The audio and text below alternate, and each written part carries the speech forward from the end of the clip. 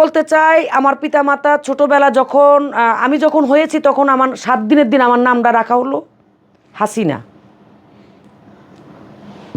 যখন আমি গানের জগতে আসি তখন আমার ওস্তাদের নামের সাথে পদবি লাগায় সরকার। তারপরে পুরো একটা নাম আসে বাউল শিল্পী হাসিনা সরকার।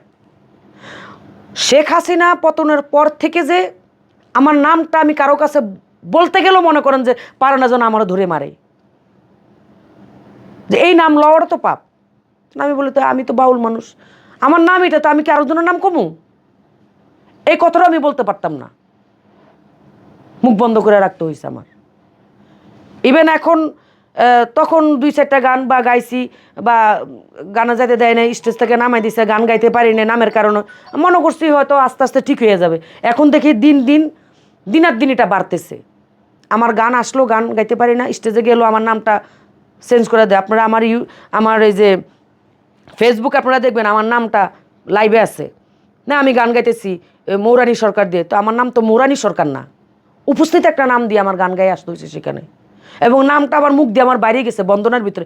বাউল গানের একটা বন্দনা আছে, বন্দনার ভিতরে যখন বলছি নামটি আমার হাসিনা সরকার জানালাম এখন না, তখনই করতেছে এরে কে আনছে, এই ফ্যাসিস্ট এরে কে আনছে। তখন আবার ওই মুহূর্তে আবার নামটা বলে ফেলছি, বলছি যে না আমার ভুল হয়েছে, আমার নাম তো মৌরানী। ভালো নেই তো, ভালো নেই সেটা তো বললামই, যে বর্তমান দেশের পরিস্থিতি ভালো না, গান বাজনা নেই, তারপরে 2-1টা বাইনা আসলে সেগুলোও যদি মানে নষ্ট করে ফেলে তাহলে এটাকে আপনার কষ্ট লাগবে না? আপনার প্লেটের ভাত যদি আরো জনের কারিয়া না, তাহলে আপনি তাকে একটা গালি দিবেন না? আপনি কথা বলবেন না? আপনি কি চুপ করে থাকবেন? আর আপনার পেটে যদি ভাত থাকে, আপনার সামনে যদি ভাত থাকে, আরেকজন আসলেও কিন্তু আপনি অর্ধেকগুলো দিতে পারবেন। এখন আপনি পুরোটা খাইবেন আর কারোরও দিবেন না, এটা তো দুনিয়া নয়, এটা তো কোনো মানুষের নিয়ম নীতি নয়, এটা তো ইসলাম নয়। ইসলামে বলছে তুমিও খাও, আরেকজনকে শেয়ার করো। তোমার ইসলামকে শিখেলো যে তুমি একাই তোমার পেট ভোজন তুমি করবা, আরেকজনের তুমি পেটে লাথি দিবা? এটা কি ইসলামে কইছে?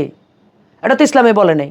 এটা কিছু কিছু বাউলরা করে, তাদের স্বার্থের কারণে তারা মানে এরে বায়না দিলে এটা হবে, ওরে বায়না দিলে ওটা হবে, ওরে দিলে তো এটা হবে না, এগুলা করতেছে কিছু কিছু বাউল। আর যেসব বাউলদেরকে নিয়ে তারা গান করে, এগুলা কোনো বাউল? এগুলো ভালো করে একটা প্রশ্ন জবাব দিতে পারে না, 2-4টা গান গাইলে কি বাউল হয়ে যায়? বাউল অনেক উদ্দে, বাউল গান বিচার গানের বিষয়টা আলাদা।